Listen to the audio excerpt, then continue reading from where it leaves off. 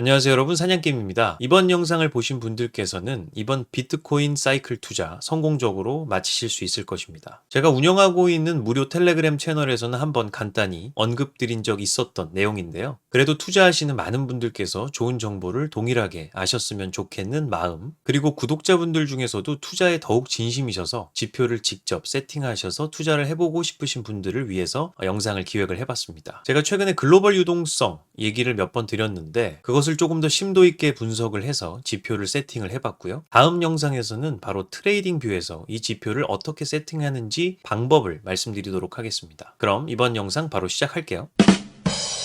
자, 먼저 완성된 지표부터 보여드리면서 중요하게 봐야 할 포인트를 말씀을 드릴게요. 자, 여기 보이는 이 초록색, 빨간색으로 표시된 이 지표가 글로벌 유동성을 전년 동월비로 표시를 해본 겁니다. YOY라고 우리가 흔히들 얘기하죠. 저희가 아시는 것처럼 여러 경제 지표들을 국가기관에서 발표를 할 때 절대치도 발표를 하지만 전년 동월비로 발표를 합니다. 뭐 GDP나 물가지표, 실업률 등을 생각을 해보시면 이해가 빠르실 거예요. 그리고 이 지표에서 나오는 이 하얀색 선은 해당 전년 동월비로 표시된 글로벌 유동성의 증감을 시각적으로 더 빠르게 알기 위해서 60 이중 지수이평을 적용을 한 겁니다. 지수이평은 EMA라고 해서 이 또한 단순이평인 SMA보다는 변화의 흐름을 빨리 잡아내는 장점이 있습니다. 따라서 이중 더블 EMA는 더 그 변화를 빠르게 잡아낼 수 있는 장점이 있다는 거죠. 자, 참고로 말씀을 드리면 이중 EMA는 패트릭 멀로이라는 사람이 처음 소개한 방식이라고 하고요. 말씀드린 대로 더블 EMA는 기존 EMA에 비해서 응답 속도가 더 빠르다고 나와 있습니다. 자, 다시 차트로 돌아와서 레귤러 스케일 차트 말고 로그 스케일 차트로 한번 변환을 해볼게요. 워낙 비트코인이 예전에 비해서 많이 올랐기 때문에 이렇게 너무 예전으로 갈수록 등락이 무의미해 보이는 지경에 이르렀거든요.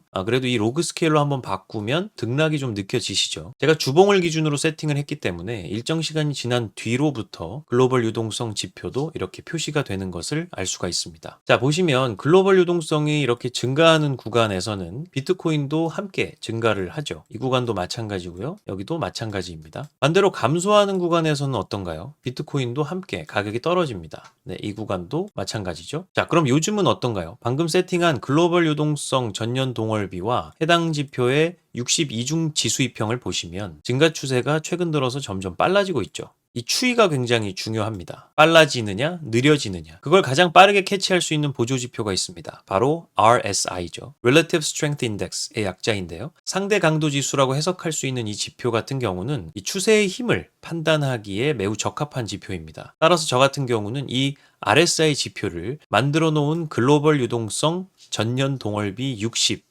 이중 지수 이평에 적용을 해봤습니다.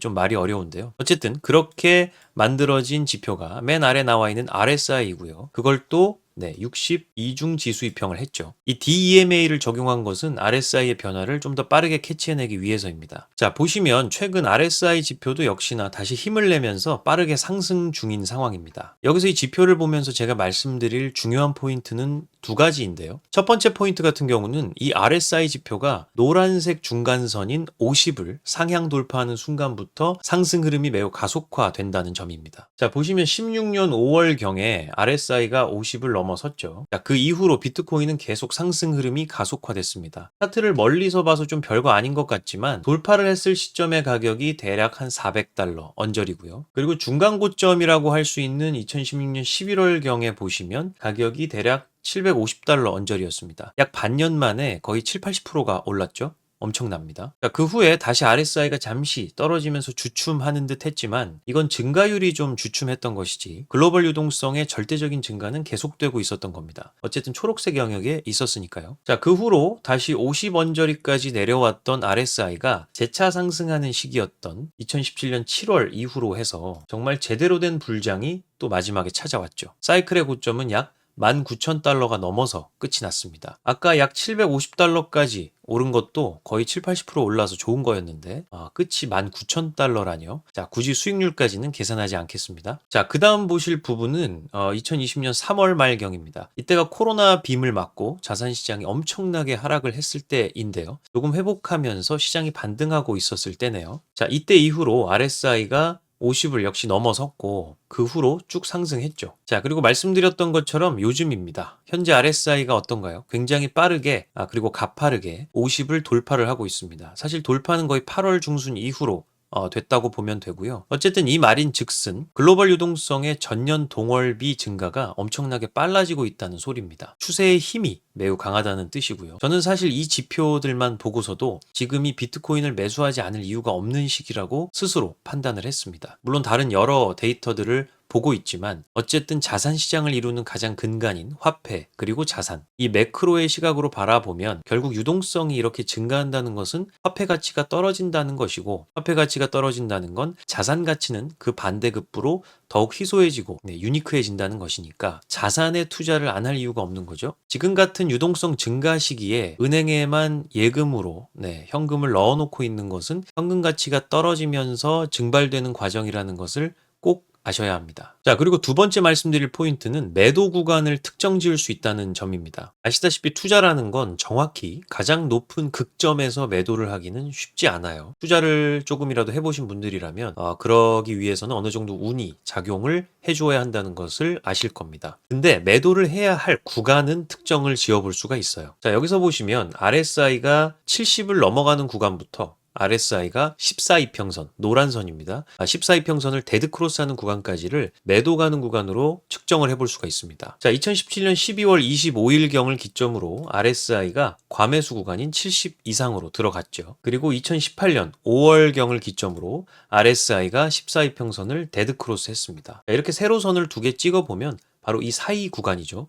적절합니다. 그리고 다음으로 보실 구간은 20년 들어서인데요. 20년 8월경부터 해서 RSI가 과매수 구간으로 접어들었습니다. 그리고 21년 5월경으로 RSI가 14이평선을 데드크로스 했죠. 보시면 이때도 역시나 상승기였고 매도 구간으로서 적합했던 것을 알 수 있습니다만, 앞선 사이클과 뒤에 있는 3차 반감기 사이클이 좀 다르죠. 2차 반감기 사이클 같은 경우는 RSI가 과매수 구간으로 진입했을 그 시점이 거의 사이클의 최고점 구간이라고 보시면 되고요. 반면 3차 사이클은 RSI가 과매수 구간으로 진입했을 시점에는 아직은 불장이 제대로 시작됐던 시점은 아니었고요. 14이평선을 데드크로스 할 때쯤이 진짜 반등이 모두 이루어진 후였습니다. 자, 그럼 이 두 가지 케이스를 바탕으로 이번에도 역시나 마찬가지일 거라고 생각을 해요. RSI가 과매수 구간으로 진입하는 그 시점부터 RSI가 14이평선을 데드크로스하는 시점까지 바로 그 구간, 이 안에 있는 어딘가에서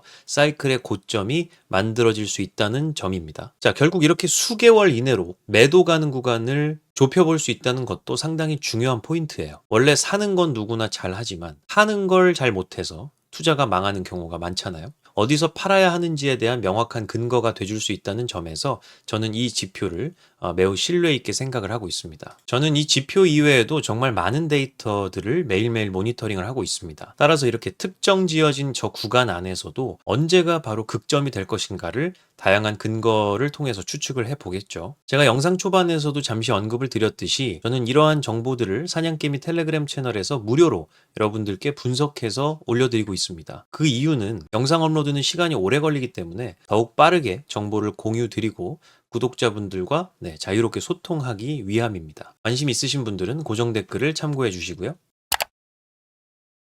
자, 이번 영상은 이것으로 마치도록 하겠습니다. 오늘 말씀드린 지표를 트레이딩뷰에서 직접 세팅하실 수 있는 방법은 다음 영상에서 제가 말씀드리도록 하겠습니다. 도움되셨다면 구독과 좋아요, 알림 설정 부탁드리겠고요. 지금까지 사냥개미였습니다. 감사합니다.